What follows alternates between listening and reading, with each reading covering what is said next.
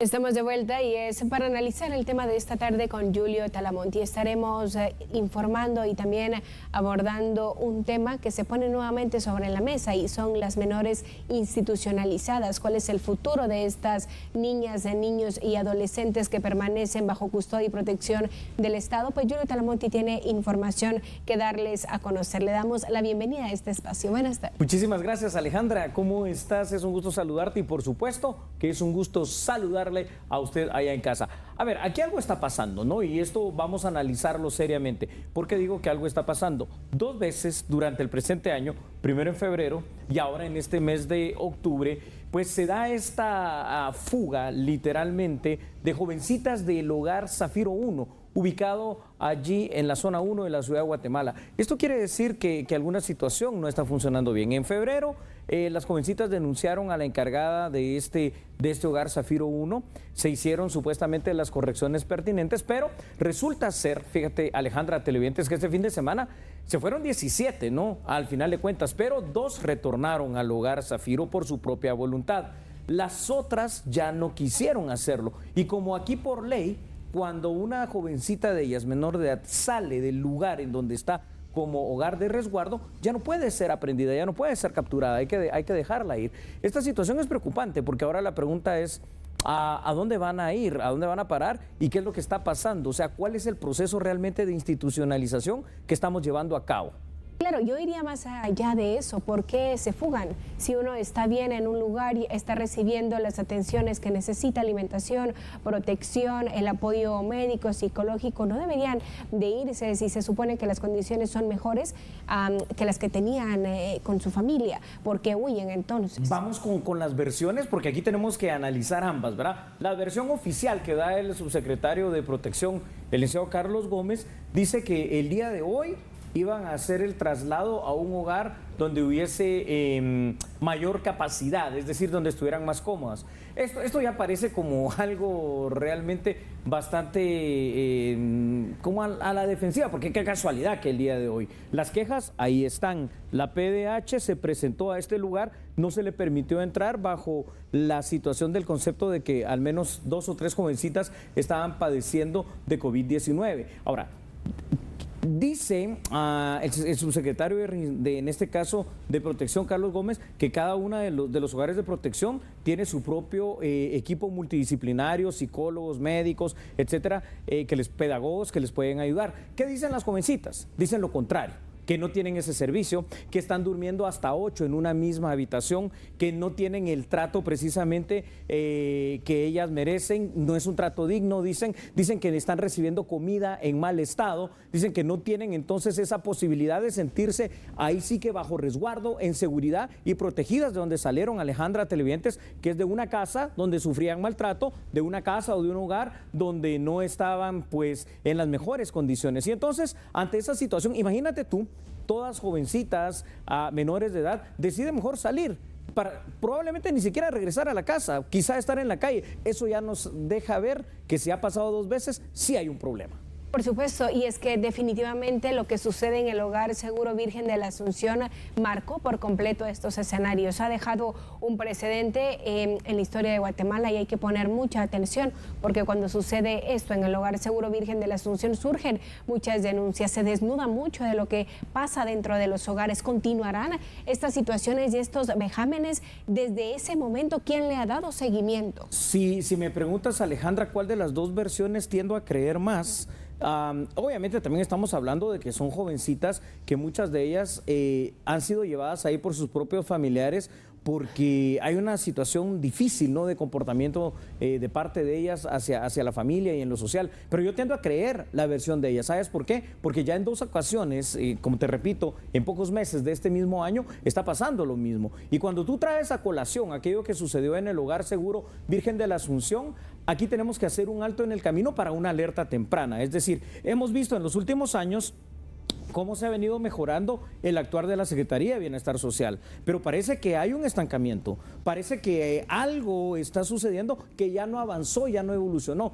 A ver, Alejandra, solo partamos de una base. El Hogar Zafiro 1 es una casa privada que se alquila, que no tiene y ni llena las condiciones para tener a 32 jovencitas institucionalizadas allí y que no tiene todo el personal realmente que es requerido, necesario en lo médico, en lo psicológico, en todo lo que se requiera, y las jovencitas lo están manifestando y lo están haciendo ver. Entonces, creo que la Secretaría de Bienestar Social tiene que hacer un alto en el camino, replantearse estos programas de protección integral a la niñez, porque pues venía haciendo las cosas bien, pero parece como que no solo se estancó, sino que hay un franco retroceso.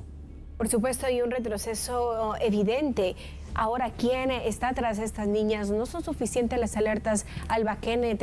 Está bien, se activan las alertas, se divulgan, se socializan, pero ¿quién las está buscando? ¿Quién realmente se está tomando el tiempo y está intentando localizar a estas menores? Esto es muy grave, la respuesta a la pregunta que me haces es muy grave, Alejandra. A ver, se rescata a estas niñas de esos hogares donde no están siendo bien tratadas para que el Estado de Guatemala, institucionalizándolos bajo sus programas de Secretaría de Bienestar Social, de albergue, de protección, las cuide de una manera integral. Ahora, estas niñas se escapan, ya 2 veces, ya lo dijimos, ¿verdad? Esto quiere decir una cuestión tremenda, es decir, no están sintiéndose seguras ni en sus hogares biológicos, normales, los de sus padres, y mucho menos están sintiendo esa seguridad o protección acá en estos hogares de resguardo. Ahora, ¿quién las está buscando? Es grave porque se lo dan al Estado de Guatemala para que las cuide, y el Estado de Guatemala las descuida y se van, se le escapan. Se alerta, por cuestión legal obviamente, estas alertas Alba Kenneth activadas, pero estas alertas Alba Kenneth activadas significan que es el mismo Estado de Guatemala el que va a tratar de volver a dar con ellas. Pero la pregunta ahora, Alejandra, es ¿dónde? ¿Dónde las va a buscar la PGN? ¿Dónde las va a buscar la SBS, la PDH? ¿Dónde las va a buscar la Secretaría de Bienestar Social? Si se fueron y probablemente no retornen a sus casas, porque según las declaraciones de las autoridades de la SBS, imagínate, una de 17, bueno, 15 pues al final que se fueron porque regresaron, una dijo, es que quiero regresar con mi mamá, pero las otras no se sabe. Entonces esto es grave, muy grave. Claro, aunque también debemos de ser objetivos y hay que dejar algo claro. Si bien es cierto que la mayoría de estas menores estaban en hogares conflictivos, condiciones deplorables, también algunas han integrado pandillas, también algunas tienen perfiles criminales y también por eso son institucionalizadas. Quizá valdría la pena dejar clara esta otra parte y esta otra faceta, que no es un grupo social de que sea fácil de abordar. Definitivamente se necesita un equipo multidisciplinario, como usted claramente lo decía. Sí, solo una pequeña, digamos, aclaración en este punto que es muy importante. La Secretaría de Bienestar Social se divide en 3 subsecretarías. En esta estamos hablando de la Subsecretaría de Protección y Abrigo.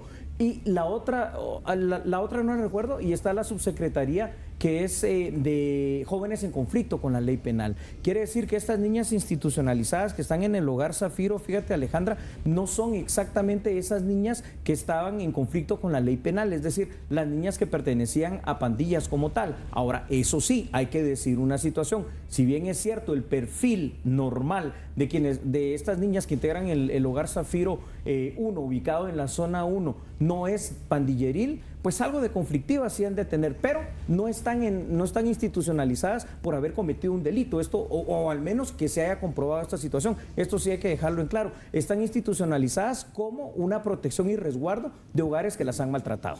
Claro, gracias por aclarar ese punto. Definitivamente Alejandra, es bueno exponerlo y ser objetivos en este análisis. ¿Se recordará usted cuando surge el inconveniente, el incidente en donde fallecen tantas niñas en el Hogar Seguro Virgen de la Asunción? Sale a luz el tema de violaciones, el tema incluso de trata de personas dentro de estos hogares. Y a eso me refería cuando le preguntaba quién le ha dado seguimiento, quién se ha tomado el tiempo y la preocupación de vigilar, de observar, de monitorear que esto no suceda más. Bueno, si vamos a ser así, muy francos y honestos en esta situación, parece que el seguimiento real, continuo, permanente no se da, sino que el seguimiento o la actuación reactiva obviamente se da cuando pasan estas cosas. Porque este fin de semana es cierto, estuvo ahí personal de la Defensoría del adolescente, del menor, de la PDH, tratando de ingresar y que ni siquiera eso pudieron hacer. Entonces, pero están haciéndolo reactivamente, no fueron antes, no fueron a verificar esta situación.